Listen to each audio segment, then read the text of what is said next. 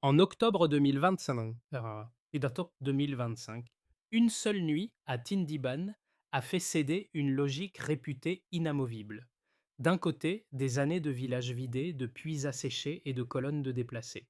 De l'autre, une opération menée en moins de 12 heures, sans perte côté AES assez nette pour fissurer le récit dominant sur le Sahel. Qu'est-ce que cela change pour ceux qui regardent ce désert de loin et pour Ibrahim Traoré quand des calculs présentés comme certains deviennent soudain discutables? Peut-être le début discret d'un pouvoir qui se réécrit.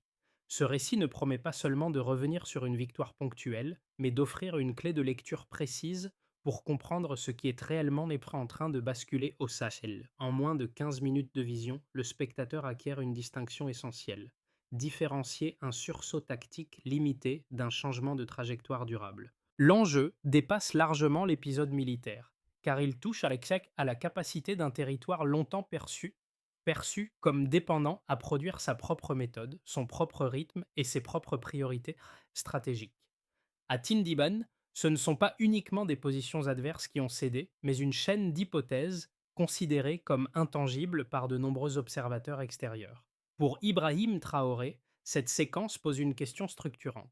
Comment transformer un avantage né du terrain en socle politique et social sans le diluer ni le surexposer? Pour les populations, l'enjeu est immédiat. Savoir si la sécurité retrouvée peut s'inscrire dans le quotidien, au-delà de l'effet d'annonce. Et pour la région, c'est un test silencieux dont l'issue pèsera bien au-delà de cette nuit. Trois signaux, interceptés en moins de 2 heures, ont suffi à changer la lecture de la situation. Pris isolément, ils paraissaient insignifiants. Mis en relation, ils révélaient une menace imminente et une fenêtre d'action courte. Ce basculement initial constitue la mini-révélation centrale. L'avantage n'est pas né d'une supériorité technologique importée, mais d'une capacité locale à relier des fragments dispersés, au bon moment. Dans cette convergence d'indices, Ibrahim Traoré et ses officiers comprennent qu'ils disposent d'un levier inattendu, forgé par l'écoute patiente d'un espace trop souvent décrit comme vide. Le Sahel, loin d'être un désert muet, se révèle saturé de signes: variations de déplacement nocturnes, ruptures discrètes dans les habitudes de circulation, changements de fréquence difficilement perceptibles pour des regards extérieurs. Cette lecture fine ne surgit pas par hasard. Elle s'inscrit après des mois d'effondrement progressif, marqués par des villages désertés, des routes silencieuses et une peur ravivée à chaque crépuscule. Pourtant, sous cette surface de recul, une dynamique silencieuse s'organise. Les commandements maliens, nigériens et burkinabés cessent peu à peu de dépendre de rapports venus d'ailleurs. Ils recomposent leur propre réseau, reliant Bamako, Ouagadougou et Niamey par une trame humaine improvisée mais cohérente. Lorsque ces informations convergent enfin, le cadre mental change. Il ne s'agit plus de réagir dans l'urgence, mais d'anticiper avec méthode. Frapper avant d'être frappé devient une option crédible. Dans une salle faiblement éclairée, Ibrahim Traoré fixe alors un cap qui rompt avec des décennies de dépendance stratégique. Les dunes, longtemps symboles d'impuissance, deviennent un espace d'intelligence opérationnelle. Ce moment marque un seuil discret mais décisif. Pour la première fois depuis longtemps, le Sahel n'ajuste plus seulement sa défense, il commence à avancer selon ses propres règles. À ce stade, le récit se déplace vers ceux qui traduisent la décision en effets concrets. Des éclaireurs locaux, des chefs d'unités mobiles et des relais civils deviennent les vecteurs d'une stratégie qui ne se proclame pas mais se vérifie. Leur rôle n'a rien de spectaculaire. Il est méthodique: observer, confirmer, transmettre, puis se taire. La chaîne fonctionne parce qu'elle repose sur la confiance et la proximité, non sur la distance hiérarchique. Sur le terrain, cette logique produit rapidement des signaux mesurables. Autour d'Arbinda, des mouvements armés sont repérés plus tôt que d'ordinaire. Les informations circulent sans délai inutile, et les unités convergent avec une précision inattendue. Ce résultat ne tient pas à des outils supérieurs, mais à une lecture partagée du terrain, intégrée par l'ensemble des acteurs. En quelques minutes, une attaque annoncée est neutralisée. Ce qui frappe n'est pas l'ampleur de l'action, mais sa sobriété. Dans les villages voisins, l'effet est perceptible avant même d'être formulé. Les habitants sortent plus tôt, observent plus longtemps, reprennent des trajets abandonnés. Les marchés rouvrent par fragments, les motos circulent sans escorte improvisée. Ces signes modestes constituent les premiers marqueurs d'un changement réel, car ils engagent le quotidien plutôt que le discours. Pour Ibrahim Traoré, ces scènes ont valeur d'indicateur stratégique. Elle montre que la victoire ne se mesure pas seulement en position gagnée, mais en confiance retrouvée. La question qui se pose alors est simple et exigeante. Cette dynamique peut-elle s'étendre sans se dissoudre? Avant Tindiban, la séquence habituelle se répétait. Attendre, subir, puis colmater. Après des mois d'attaques diffuses et de replis successifs, le nord du Burkina Faso semblait condamné à une gestion défensive fragmentée et coûteuse. La nuit d'octobre 2025 inverse cette logique. L'activation commence sans annonce, presque à contretemps, à partir d'informations déjà consolidées. Les unités se mettent en place sans correction de dernière minute, signe qu'une préparation longue a précédé l'instant décisif. Le premier mouvement est silencieux. Les positions sont prises par couches successives, non pour encercler massivement, mais pour réduire les options adverses. Les axes secondaires sont fermés, les itinéraires anticipés, les points logistiques identifiés bien en amont. La surprise ne vient pas de la puissance déployée, mais du tempo. L'initiative change de camp parce que le temps cesse d'être un ennemi. Dans les centres de commandement, Ibrahim Traoré suit l'évolution comme on lit une partition exécutée sans excès, où chaque entrée trouve sa place. Le cœur de l'opération se joue dans la coordination trifrontalière. Depuis le Niger, des unités mobiles verrouillent des passages clés. Depuis le Mali, des appareils décrivent des trajectoires précises, alignées avec les mouvements au sol. Des drones artisanaux, simples mais fiables, guident les ajustements, signalent les ruptures et confirment les retraits avortés. Rien n'est dispersé. Chaque action répond à une autre, dans une progression maîtrisée qui évite la saturation et limite les frictions. Le point d'apogée survient lorsque les communications adverses se fragmentent. Privées de carburant, de relais et de visibilité, les colonnes se figent avant même toute tentative de regroupement. Les dépôts identifiés explosent les uns après les autres, révélant une désorganisation déjà installée. La contre-attaque attendue ne vient pas. En moins de 12 heures, l'objectif est atteint sans enregistrer de pertes côté AES. Ce résultat n'est pas une improvisation réussie, mais l'aboutissement d'une méthode patiemment affinée. La rémanence commence aussitôt. À la mi-journée, le désert retrouve une quiétude étrange. Les mouvements cessent, les bruits se dissipent. Dans les villages voisins, les habitants sortent prudemment, observent les routes, écoutent les radios locales. L'absence de menace immédiate se vérifie par des gestes simples. Porter de l'eau, ouvrir un étal, marcher sans détour. Ces scènes traduisent l'événement dans perception quotidienne. Pour Ibrahim Traoré, cette phase est aussi décisive que l'instant de bascule. Elle confirme que la victoire se prolonge lorsqu'elle devient praticable. La ligne d'événement ne s'arrête pas à l'apogée militaire. Elle se prolonge dans la confiance retrouvée, fragile mais tangible. Reste alors une interrogation centrale, suspendue à cette séquence. Comment préserver ce tempo sans le diluer et transformer l'instant en trajectoire? Le point de départ est cette mesurable et séquent sans ambiguïté. Après des années de pertes continues et d'opérations défensives coûteuses, la nuit de Tindiban introduit un premier delta net. 0 soldat de l'AES tombé au terme de l'opération. Ce chiffre unique marque une rupture stratégique claire. Il signale le passage d'une logique de survie, souvent subie, à une logique d'initiative maîtrisée, où le risque est calculé plutôt qu'encaissé. Un deuxième repère temporel renforce cette lecture. Moins de 12 heures se sont écoulées entre la première activation opérationnelle et l'effondrement des positions adverses. Cette brièveté ne traduit pas une précipitation, mais une synchronisation préparée en amont. Chaque action trouve sa place sans friction, car les décisions ne sont pas ralenties par des allers-retours hiérarchiques inutiles. Le temps, longtemps facteur d'usure au Sahel, devient ici un multiplicateur d'efficacité. Un troisième indicateur complète le tableau analytique, trois fronts unifiés, Mali, Niger et Burkina Faso, opérant de manière simultanée, sans appui extérieur déclaré. Cette simultanéité rare traduit une intégration tactique fondée sur des échanges humains constants et une compréhension partagée du terrain. Elle indique un niveau de coordination qui dépasse l'addition de capacités nationales isolées. Le delta n'est pas seulement militaire, il est organisationnel. Pris ensemble, ces trois données dessinent un cadre cohérent. Elles invalident l'hypothèse d'un succès accidentel et suggèrent une montée en compétences progressive. Les flux, les flux issus des drones artisanaux confirment cette lecture. Les images nocturnes montrent des colonnes adverses désorganisées avant même le premier contact direct. Les ruptures de communication apparaissent en cascade, non sous l'effet d'une saturation technologique, mais par anticipation des itinéraires et des habitudes ennemies. Les dépôts identifiés se fragmentent sans coordination de repli. Les convois privés de carburant s'immobilisent dans les dunes, incapables de rejoindre des axes secondaires déjà neutralisés. Chaque séquence visuelle renforce la même conclusion. La précision observée est le produit d'une accumulation de micro-ajustements, pas d'un saut technologique importé. Les outils restent sobres. La méthode, elle, s'est affinée.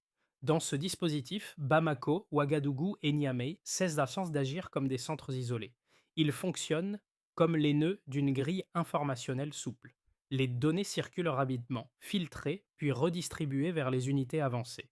Pour Ibrahim Traoré, ces chiffres ont une portée qui dépasse l'évaluation militaire immédiate. Le 0, le 12 et le 3 ne sont pas des trophées numériques. Ils sont les marqueurs d'un changement de méthode, où la capacité locale cesse d'être périphérique pour devenir centrale.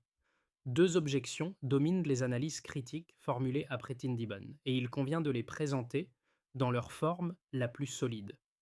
La première soutient que l'opération ne peut pas être attribuée aux seules capacités sahéliennes. Selon cette lecture, la précision des frappes, la synchronisation des mouvements et la neutralisation rapide des communications adverses impliqueraient nécessairement un soutien extérieur, qu'il soit technologique ou informationnel.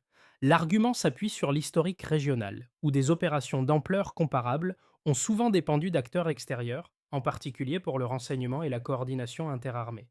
La seconde objection affirme que Tindiban constitue un épisode isolé. La réussite serait liée à une configuration exceptionnelle de facteurs favorables, difficilement reproductibles. Dans cette perspective, l'absence de perte et la brièveté de l'opération ne prouvent pas l'existence d'un modèle durable, mais une convergence momentanée de circonstances. Les contraintes structurelles du Sahel, logistiques, économiques et politiques, finiraient par reprendre le dessus et diluer l'effet initial.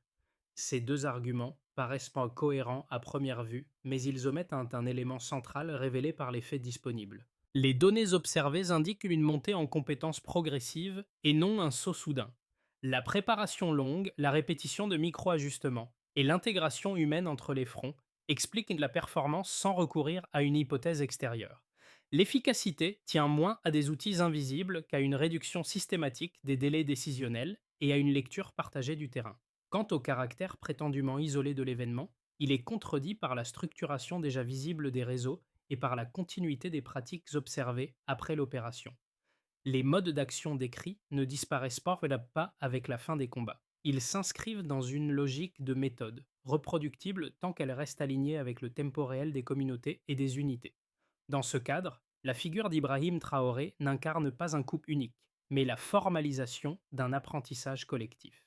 Tindiban apparaît ainsi non comme une exception, mais comme la première manifestation claire d'un processus engagé. Ce qui se révèle à mi-parcours n'est pas une supériorité ponctuelle, mais un déplacement durable du centre de gravité. Jusqu'ici, l'analyse pouvait encore hésiter entre réussite tactique et inflexion plus profonde. À partir de ce moment, la lecture s'éclaircit. La séquence de Tindiban a modifié la manière dont les décisions sont prises, relayées et exécutées sur le terrain sahélien. Le changement décisif tient à la cohérence entre anticipation, action et rémanence. L'opération ne s'épuise pas dans son succès immédiat, car ses effets se prolongent sans correction brutale ni surenchère.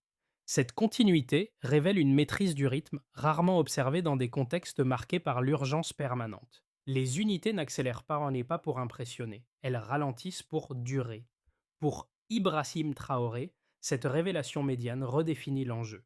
Il ne s'agit plus seulement de démontrer une capacité à frapper juste, mais de préserver une discipline collective capable de résister aux pressions internes et externes. Le véritable basculement n'est donc pas visible dans les explosions ou les cartes opérationnelles, mais dans la stabilité du tempo après la victoire. À ce stade, une question s'impose naturellement. Si le rythme est désormais maîtrisé, quelles conséquences concrètes cette bascule produit-elle pour ceux qui vivent, travaillent et décident dans la région? La première conséquence se lie au niveau institutionnel. Pour les autorités nationales, la séquence de Tindiban modifie l'équation de crédibilité. La capacité à sécuriser un espace sans perte et dans un délai court renforce la légitimité décisionnelle. Les administrations locales retrouvent une marge d'action qu'elles avaient perdue, notamment pour rouvrir des services de base et coordonner des interventions civiles. Cette crédibilité n'est pas abstraite. Elle conditionne la capacité à mobiliser des acteurs locaux et à maintenir une continuité d'action après l'événement militaire. Pour Ibrahim Traoré, l'enjeu est de traduire ce capital de confiance en procédure stable, sans basculer dans la démonstration permanente. Le deuxième cercle concerne l'activité économique. Dans les zones directement affectées, la sécurité praticable réactive des flux longtemps interrompus. Les marchés rouvrent progressivement, les axes secondaires retrouvent une circulation minimale, et les échanges locaux reprennent sans escorte improvisée. Pour les commerçants et artisans, cette normalisation partielle réduit le coût du risque quotidien. Elle permet de planifier à nouveau, même à très court terme. Cette reprise reste fragile, mais elle constitue un signal clair. Lorsque le tempo sécuritaire se stabilise, l'économie locale cesse d'être purement défensive. Le troisième cercle touche les populations civiles. Les effets les plus visibles sont souvent les plus modestes. Les habitants sortent plus tôt, observent plus longtemps, reprennent des trajets abandonnés. Les familles déplacées commencent à envisager un retour, même prudent. Ces gestes ne relèvent pas de l'enthousiasme, mais d'un calcul quotidien renouvelé. La peur ne disparaît pas, mais elle cesse de dicter chaque décision. Dans cette transition, la sécurité cesse d'être un discours pour devenir une expérience vécue. Pour Ibrahim Traoré, ces signaux constituent des indicateurs plus fiables et utiles que les communiqués officiels. Le quatrième cercle s'étend à l'échelle régionale. La coordination entre le Mali, le Niger et le Burkina Faso, éprouvée à Tindiban, modifie les attentes mutuelles. Les partenaires ne se perçoivent plus comme des soutiens ponctuels, mais comme des composantes d'un même dispositif. Cette interdépendance renforce la capacité collective à anticiper plutôt qu'à subir. Elle envoie également un message extérieur. La dynamique sahélienne peut produire ses propres standards opérationnels, sans se réduire à une simple variable d'ajustement. Pris ensemble, ces quatre cercles dessinent un payoff concret. La victoire n'est pas seulement militaire, elle redéfinit les conditions du possible. La question n'est plus de savoir si un changement a eu lieu, mais jusqu'où ces effets peuvent s'ancrer sans perdre leur cohérence. À partir de la séquence de Tindiban, trois trajectoires plausibles se dessinent pour les 6 à 12 mois à venir. Elles ne sont pas des prédictions, mais des cadres de lecture conditionnels, dépendant des décisions prises à court terme. Le scénario de base repose sur une consolidation progressive. La sécurité retrouvée dans certaines zones se maintient sans s'étendre brutalement. Les routes commerciales restent praticables, les services essentiels fonctionnent par intermittence et la coordination régionale se stabilise sans accélération majeure. Les pratiques mises en place après Tandiban deviennent des routines, réduisant les coûts de réaction sans transformer profondément l'environnement stratégique. Pour Ibrahim Traoré, ce scénario offre un socle minimal. Préserver les acquis, éviter la dispersion et renforcer la cohérence interne. Le scénario optimiste suppose une amplification maîtrisée. Les enseignements de Tindiban sont systématisés et la méthode locale gagne en profondeur. Les communautés sont davantage associées à la sécurité et à la reconstruction, ce qui renforce la légitimité des décisions. L'économie locale bénéficie d'une prévisibilité accrue, permettant des investissements modestes mais durables. La coopération entre le Mali, le Niger et le Burkina Faso s'institutionnalise autour de mécanismes communs, sans dépendance extérieure déclarée. Dans cette trajectoire, Ibrahim Traoré devient le garant d'un rythme soutenable, capable de résister aux pressions sans basculer dans la surenchère. Le scénario dégradé, enfin, repose sur une perte de tempo. Les contraintes de rupture structurelles refont surface. Tensions internes, pression extérieure et fragilité logistique. Les gains sécuritaires s'érodent faute de continuité, et la coordination régionale se fragmente sous le poids d'intérêts divergents. Tindiban demeure alors une référence symbolique, mais sans prolongement opérationnel. La réussite initiale se transforme en point de comparaison paralysant. Ces scénarios posent une même exigence analytique. Si la méthode observée après Tindiban est préservée, les effets peuvent s'ancrer. Si le tempo se dérègle, les gains se dissipent. La variable décisive n'est pas l'intensité, mais la constance des choix opérés dans la durée. À ce stade, l'analyse rejoint l'expérience vécue de ceux qui habitent dans la région. Pour les populations locales directement exposées au conflit, la séquence de Tindiban ne se résume pas à un événement militaire. Elle modifie des arbitrages quotidiens, longtemps dominés par la peur. Reprendre un trajet, rouvrir un champ, envoyer un enfant au marché redevient pensable. Ces décisions modestes traduisent un changement profond. La sécurité cesse d'être une abstraction lointaine pour devenir une condition praticable, même fragile. Les travailleurs, les travailleurs et artisans constituent un second groupe clé. Souvent absents des grandes lectures géopolitiques, ils sont pourtant le poumon de l'économie locale. La stabilisation relative des zones reconquises leur permet de planifier à nouveau, ne serait-ce qu'à très court terme. Réparer une moto, transporter des marchandises, relancer un atelier reprend un sens. Cette reprise n'est ni spectaculaire ni garantie, mais elle redonne une utilité sociale à des métiers marginalisés par des années d'insécurité. La jeunesse sahélienne forme le troisième cercle d'impact. Longtemps enfermée dans un horizon de conflits répétés, elle perçoit dans Tindiban une inflexion possible. L'idée qu'une méthode locale puisse produire des résultats concrets alimente un regain d'engagement. Des initiatives éducatives et techniques émergent liées à la maintenance, à la logistique ou à l'observation du terrain. Ce mouvement reste fragile, mais il révèle une transformation mentale essentielle. L'avenir n'est plus uniquement subi. Pour Ibrahim Traoré, ces trois groupes constituent un baromètre décisif. Si la dynamique enclenchée améliore durablement leur quotidien, alors la victoire s'enracine. Sinon, elle risque de se dissoudre dans le souvenir d'une nuit exceptionnelle. Pour que la dynamique enclenchée à Tindiban ne s'épuise pas, elle doit être traduite en actions lisibles et mesurables. La première étape consiste à sécuriser durablement les zones reconquises. Cela implique une présence continue, mais discrète, fondée sur des patrouilles locales et une veille informationnelle décentralisée. Les communautés ne sont pas des spectatrices, elles deviennent des capteurs de signaux faibles, capables d'alerter sans militariser leur quotidien.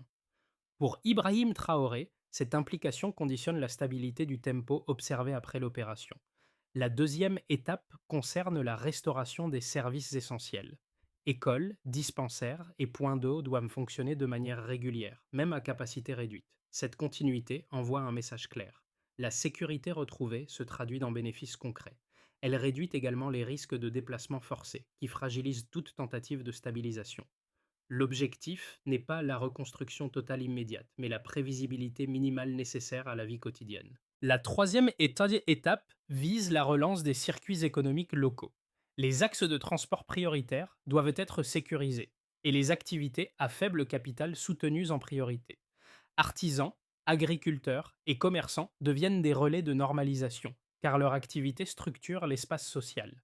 Dans ce cadre, la sécurité et l'économie cessent d'être des sphères séparées. Enfin, la formation constitue un levier transversal. Former des jeunes aux compétences techniques, à la maintenance et à la médiation renforce l'autonomie locale. Pour Ibrahim Traoré, cette feuille de route ne repose pas sur des annonces spectaculaires, mais sur une cohérence d'exécution. Si chaque étape est tenue dans le temps, l'élan de Tindiban peut devenir une trajectoire durable.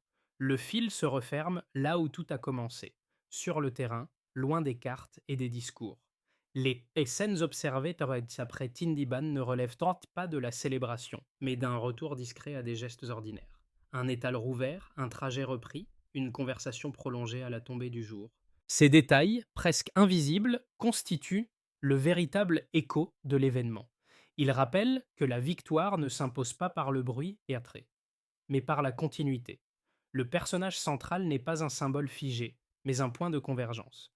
Pour Ibrahim Traoré, ces signes du quotidien ont plus de valeur que n'importe quel bilan chiffré.